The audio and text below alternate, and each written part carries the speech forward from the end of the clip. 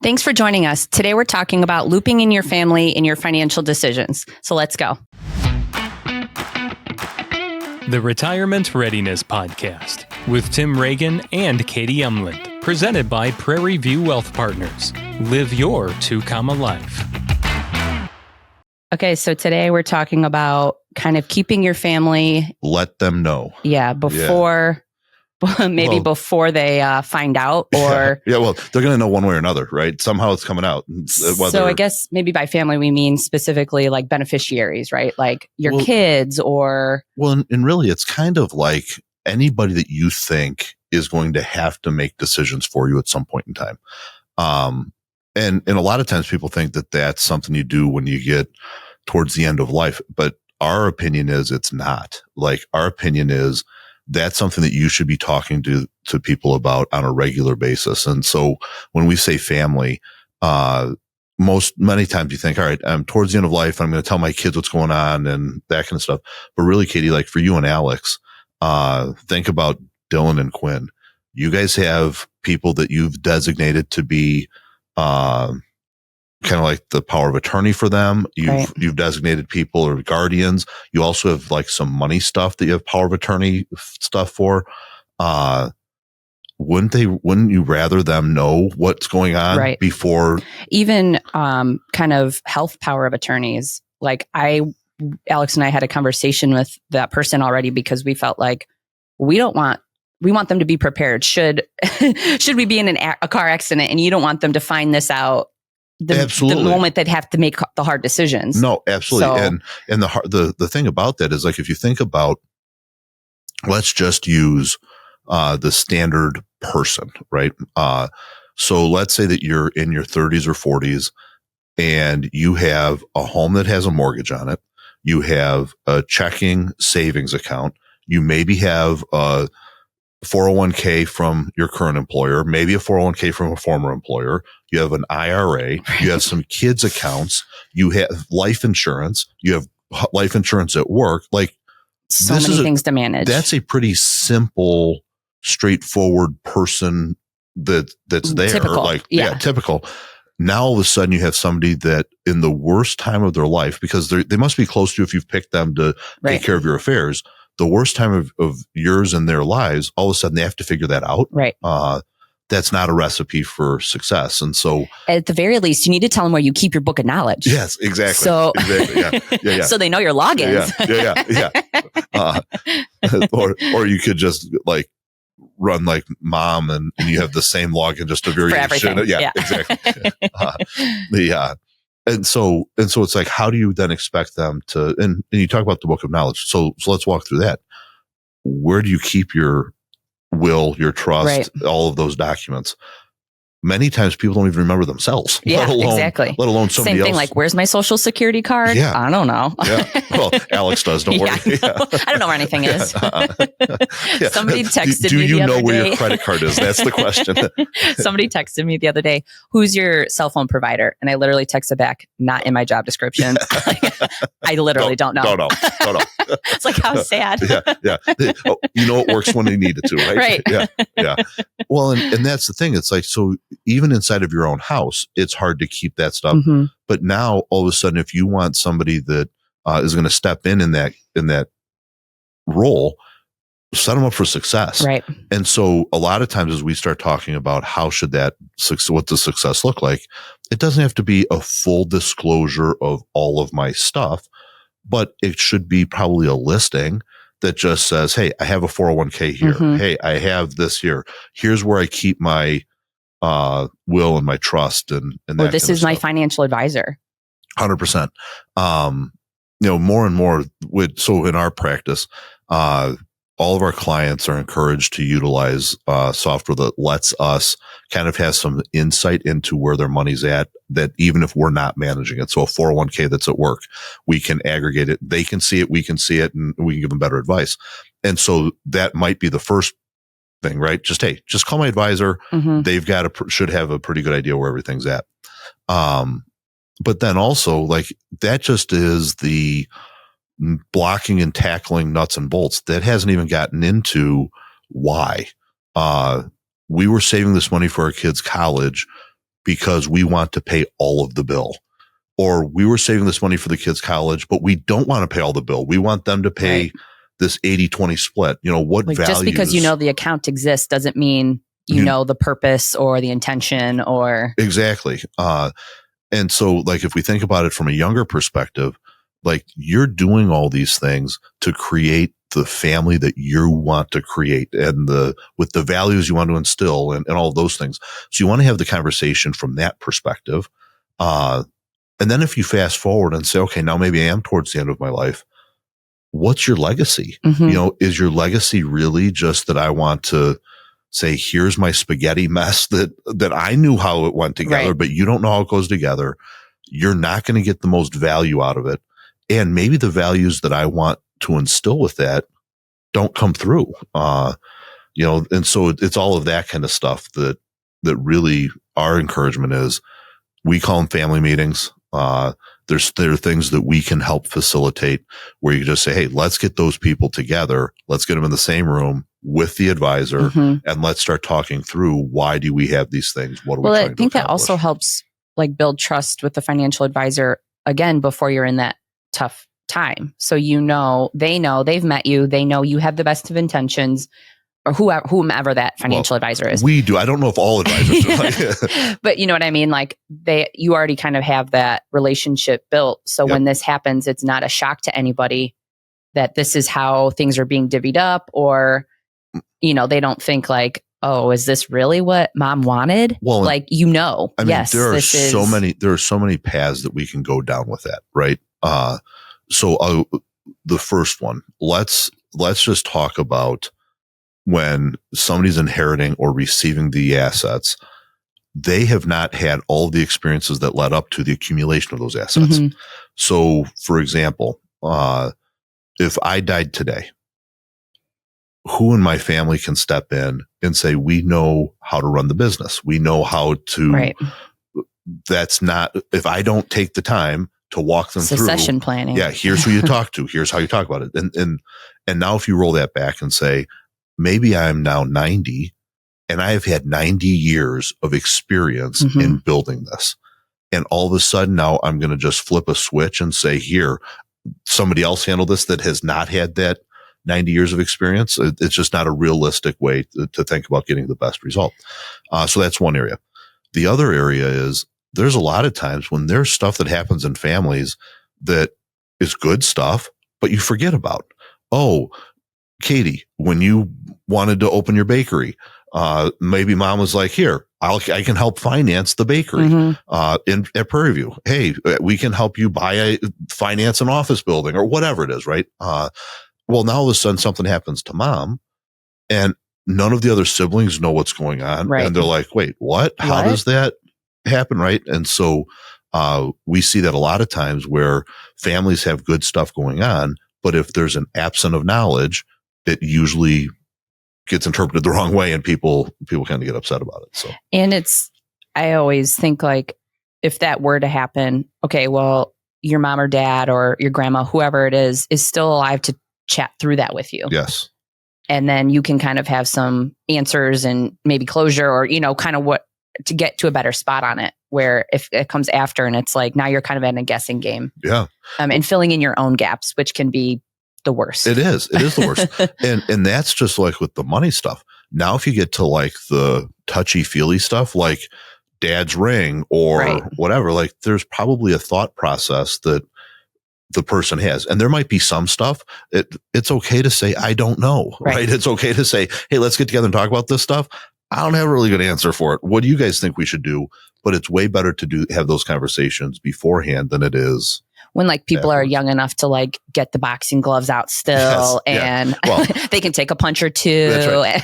and if you're going against me, you got to try to get the long game because I'm going to run out of steam pretty fast. The kids, when the kids were little, in our house, we always thought we'd give kids spankings. And the kids still to this day talk about it. They're like, yeah, Dad, it was one hard one. Yeah.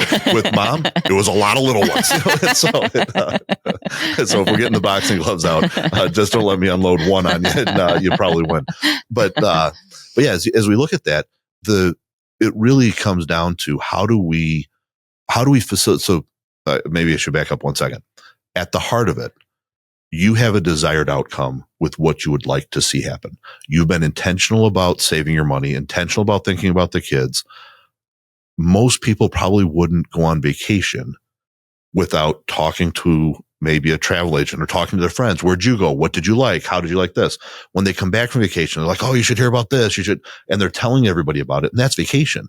Now, when you think about what do I want all of my life's work to look like, we probably should have some conversations about that to help that become a reality. And like we talked, kind of happens at all stages of life. And so our suggestion is we call it, like I said, we call it that family meeting. And in that family meeting, have somebody facilitate it for you. Let your advisor, your financial advisor facilitate it, and let it be a time when you just bring in the kids, the powers of attorney, those types of people. Each family is a little bit different. They're like, yeah, screwball, Johnny, we shouldn't let him in. Because we don't want that to happen or whatever. So it's okay. Like each family's dynamic can be slightly different, but work with your financial advisor to just say, okay, how do we bring together the right parties so that we can have an honest conversation?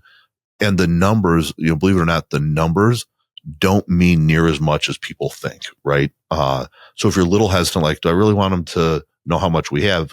I mean, our opinion is they're going to know anyway. They're going to know, yeah. At some point, they're going to know. So you might as well just walk it through to make this a very intentional part of your life, rather than just leaving it to happenstance. And what works out, what's funny with that, when you have kids, there comes that crossover point when the kids start worrying about you as a mom or a dad as much as you as mom or dad worry about the kids. Mm-hmm. And so having that conversation and the kids knowing, oh, mom's okay. She's okay. Yeah. Like I don't have or to. Or she has a plan for long-term care. Exactly. Or she has because sometimes there's, like I said earlier, you fill in your own gaps, and that can be the worst. Like, if you're starting to think like, oh, let's say we're about to move. Do we need to think that, there's an extra bedroom for mom if she needs it? Yep. Or maybe she already has a plan and you just don't know. Well, so, and you bring it up to her and she's like, I'd never want that to happen. Yeah. And you thought like, I want mom to feel safe or secure, but that's not what she wanted. Yeah. And we've even seen where it works the other way, where mom's thinking, oh, I can always go live with Katie. Katie's over here every day anyway. I can always go live with Katie. And then that topic's kind of brought up, and it's not in a way that you don't want mom to live with you, but you're kind of like, oh, I didn't think of that. I didn't think of that. Or maybe I don't want this relationship to not be this relationship. I don't want it to be affected by that. And really a lot of times, what we find is the problems don't usually lie within the family or the kids. It's those dang in-laws. It is. Yes, it is. Yep. As soon as you get so funny. It is. And it makes total sense. In-laws are good people too. Right. Like it's not like they're not good people. And they feel the same way. Exactly. Like it's so funny. But you go home and you start chirping a little bit about, you can complain about your brother or sister. Yeah. Kind of like when you're kids, right? Right. You can pick on them. Don't anybody else pick on them, right? Exactly. But you go home and you're kind of complaining about them. Well, then the in-law kind of hears it. They want to defend you and they want to stick up for you. Mm-hmm. So then they start chirping. And then next thing you know, it causes discord. And you've built yourselves together and you're amping each other up. And exactly. Yeah. Add some more fuel to that fire. Yeah. And so from our perspective, a really good kind of process for all of that is, and we would suggest you start with your advisor. Just start the conversation that says, hey, I think I should have some sort of a meeting that lets the people know who I'm going to rely on to help take care of stuff. It lets them know what my intentions are, lets them know where some of my money's at, like what's the game plan should something happen. And let them help you talk about who should be in that room. Sure. Once you get that kind of figured out, there's lots of ways you can do that. Today, with technology, it doesn't matter where they're at. You do a Zoom meeting, anything like that.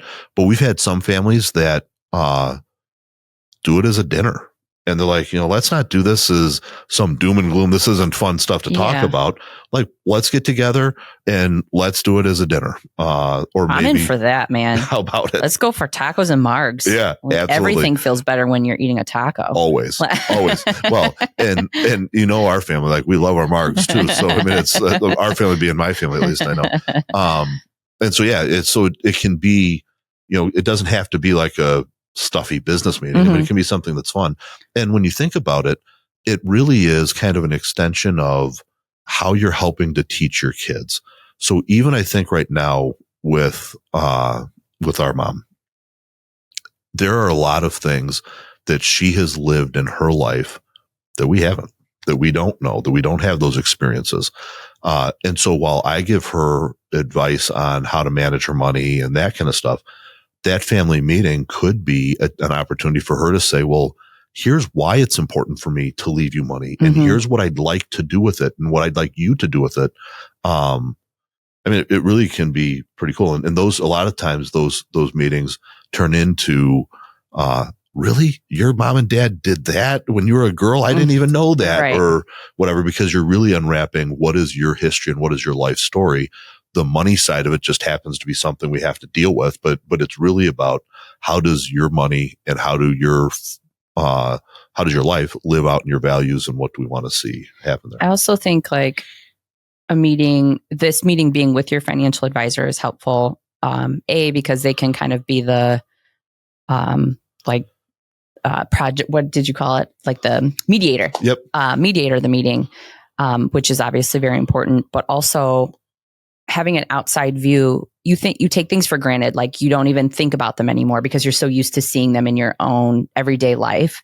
And you don't realize like, oh yeah, I should explain that. Like, and you having somebody else to look in kind of bird's eye view and saying like, well, what about this piece or what about this piece? I think is really helpful to absolutely to have somebody else pointing those things out. No, it totally is. And what happens is, in all of these conversations, somebody who's not in the middle of it, like an advisor, can see it from the 50,000 foot view and doesn't get caught up in the intricacies. And doesn't maybe know family drama in a good way. Yes. No, exactly. They're not playing to any of it. Yep. So they can have kind of a real. And what happens is, and it's not just within families, it's heightened in families, but in any personal relationship, there are triggers. If I say something to you, you have some history that is a trigger to you. And so when I say it, I might not know that that's a trigger and you might not realize it is. And so between us, we might not be communicating effectively. But then you have somebody on the outside who's like, I don't even know anything about that history. Right. Then they can say, wait, I think what you're saying is this and what you're saying is this. Oh yeah. Like, and you come together with it a little bit better. And I also like, this has got to be, like you say all the time, more than a financial advisor, you're like a marriage counselor. Yes. Like this has got to be like up there in the it is counselor part. Well, totally. And like, even so I'd like to, talk about Sarah and I. So we're thinking about with the kids right now, Maddie being down at grad school. Our deal with the kids was always that we were going to do an 80-20 split. We wanted them to have some skin in the game when it came to their education. And our initial path was only for your undergrad. You get to grad school, that's on you type of thing. Well, with Maddie, because of the generosity where she went before, she earned herself some really good money in her undergrad, and she graduated in 3 years, not in 4. So now for her to go to grad school, Sarah and I are looking at it and saying, well, we kind of owe her some money, right? Because the other kids, we spent some more money there.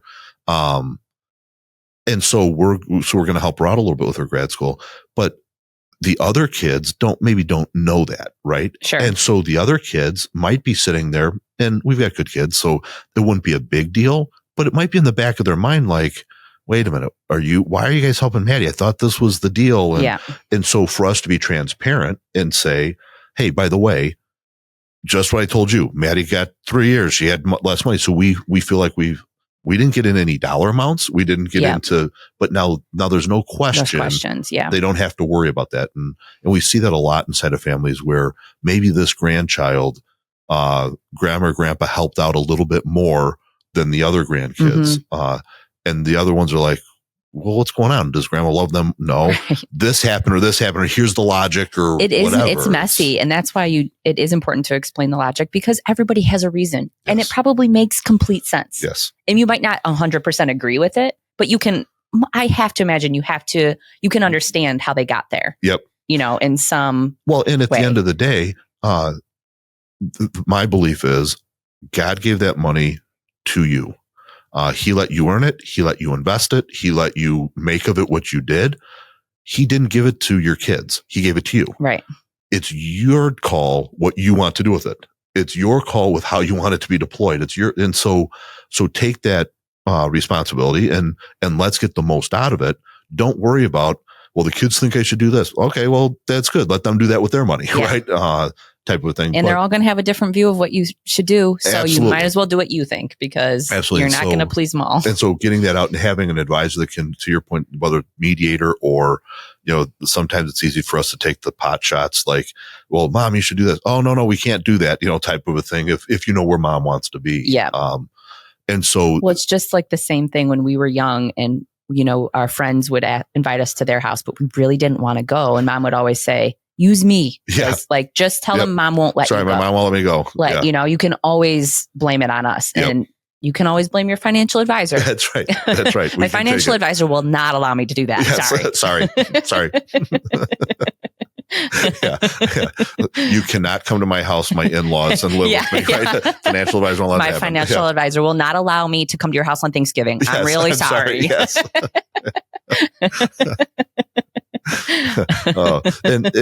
Because everybody knows how families can be, and it gets even more heightened when you start talking about money. And so, from our perspective, money should be a blessing. It should not be a curse.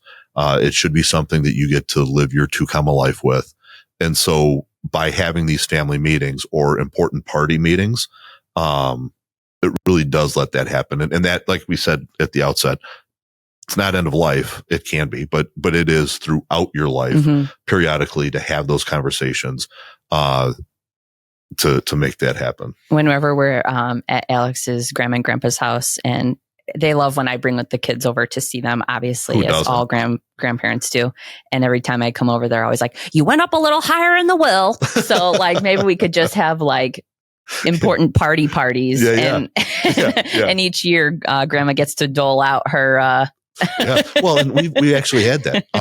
We had one family, whose grandmother unfortunately had Parkinson's, and she was in an assisted living facility, and she had sold some property and had some cash come in, and she wanted to give some to all of her grandkids. And so what she did is she actually put the cash in her bottom dresser drawer, and you didn't get it until you went to visit her. Yeah. And it's funny, all of a sudden cousins that you hadn't talked to quite like, hey, have you seen grandma? You might want to go see grandma, you should go see grandma. Yeah, exactly. Wouldn't that be so fun at the end of the year if you guys had a party and grandma was like, Maddie, you went to law school this year. Congratulations. Here's your money for the year. Yeah.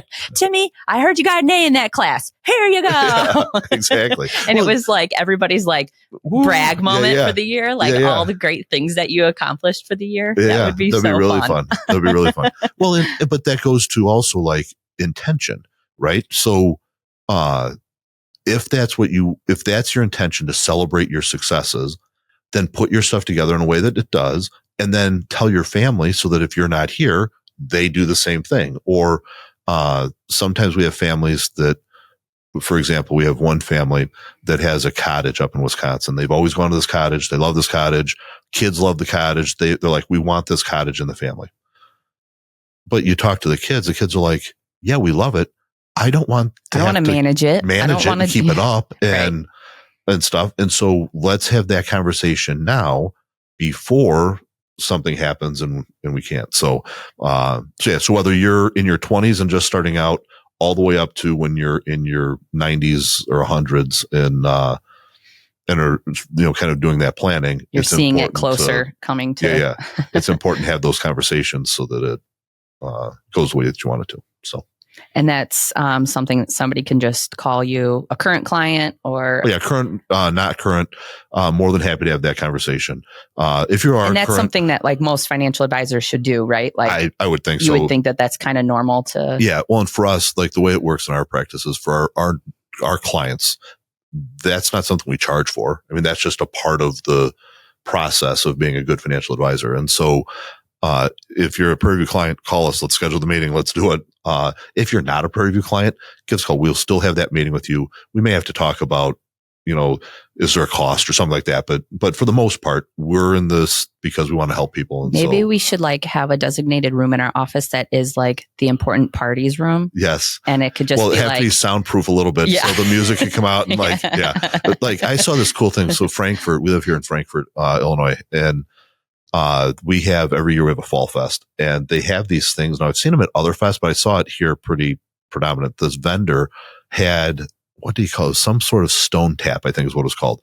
And it's a stone that you can get cold, that then they drill the hole in the top and they put a tap in the front. So you could put a bottle of whiskey in there. You could put and so I'm picturing in our party room, a whole tap of there's definitely a bar in there. Yeah. Well, and then maybe you got one tap with some Hawaiian punch for the kids. Yeah. You got, it's a party for everybody. Yes. Yeah. Absolutely. We got some pouches. We got some chips. That sounds like a kind of good of idea. Yeah. I'm thinking maybe we do that even without the family parties. Well, it's multi-purpose. Yes, it is. Yes, it is. Yeah. And then in my office, we can finally get the cot so I can take a nap. After. For sure.